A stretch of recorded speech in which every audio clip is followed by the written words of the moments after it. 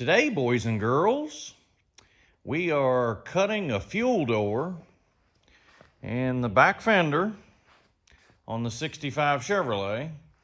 And yes, it's the same 65 that y'all saw the LS startup, and the drive shaft, we'll call it incident. It was hilarious. Those things never happen unless a customer is standing in front of you.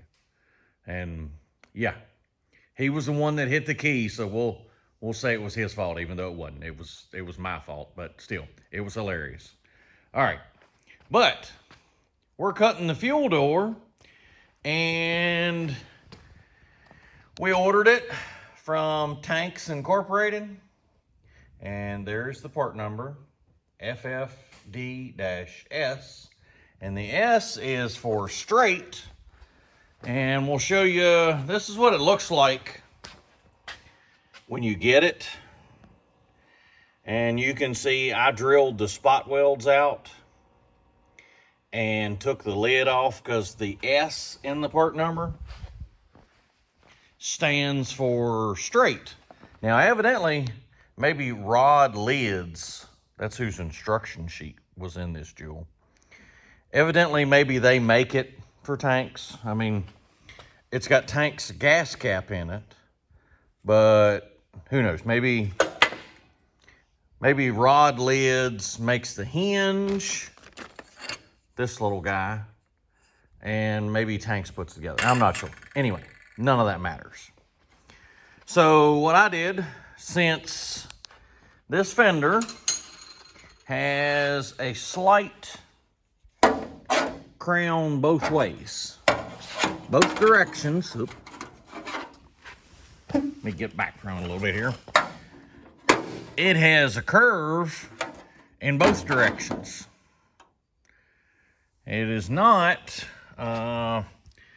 they make a curved one, but it is much more of a radius than this is. If you didn't put a straight edge on this, you really wouldn't see the curve both directions. You can see it this way, but you're not going to see it both ways. So what I did was I cut out this ring, and you can see I have shaped it and bent it all different ways to make sure that it contours.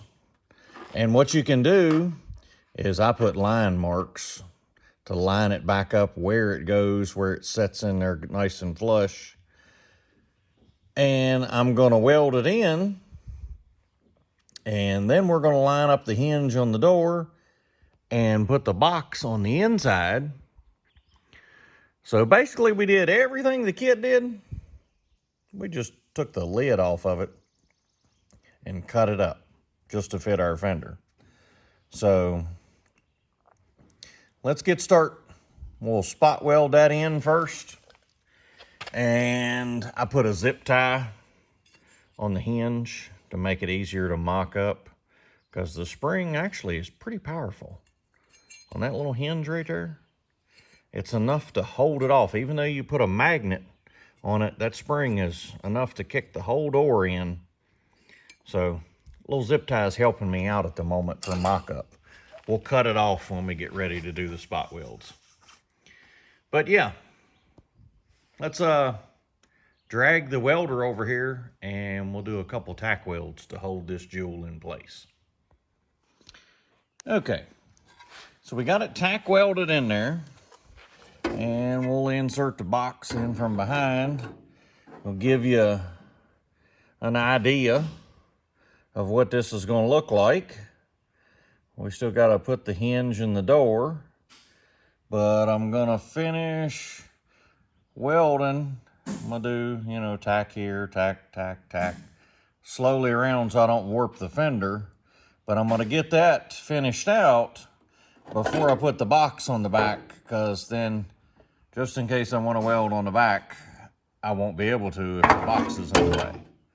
So I'm going to finish this seam out and take my time so that it cools and doesn't warp the fender all to pieces. Or I don't think it would warp it in this crown, but you just never know. So I'm not gonna take that chance. We'll just take it slow. But yeah, there's the box. And I like these caps because you just shove the gas nozzle in the door and then it's sealed off. So I do like that feature about them. We put those in that 51 diesel truck that we did. It also had the same type of kit. It wasn't from, I think Hagen also sells this kit, but yeah. So here's a rough idea of what the door will look like. Of course, we're gonna have to do a little shaping on the door. The door's gonna have to get the right shape also to match. But yeah, it's gonna be like that. Hinge fold open, put the gas in, close it back, little magnetic latch. So, and yeah, it's a pretty good magnet.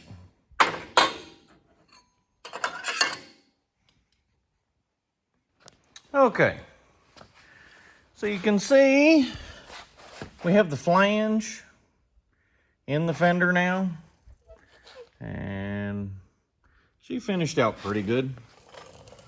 I mean, didn't even know it till I was shaping it. There was 2 dents over here in the fender. They'll have to get worked out too. But that had nothing to do with the welding. But, so, put that in. And now, as you can see, stay there. The door is not exactly the shape of the fender. So we're going to continue a little hammering, a little beating on the door here. Try to get the door as close as we can. It's not well, that probably didn't help the shape.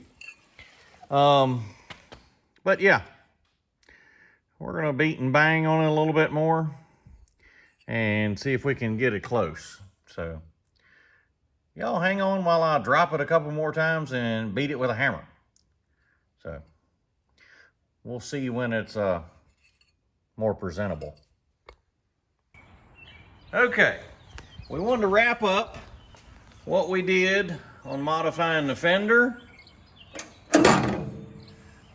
You can see, got the little tanks, easy fill. You just insert the gas nozzle. Don't have to take the cap off because I gotta say, it would be a little rough to take the cap off. But it's just a little magnetic latch. You can see where I did the spot welds. I put the box back on the inside, and then the filler hose here will go down to the frame, connect into the tank, and then the box is just spot welded back on the back. So it was a pretty good install. I think it turned out really good. The metal work, like I say, there were still a couple dents around it. There's a hole, all that'll be filled, all of it'll get metal worked. And I think it's gonna look really good when it's done. Thank you, Lord. Thank you for today.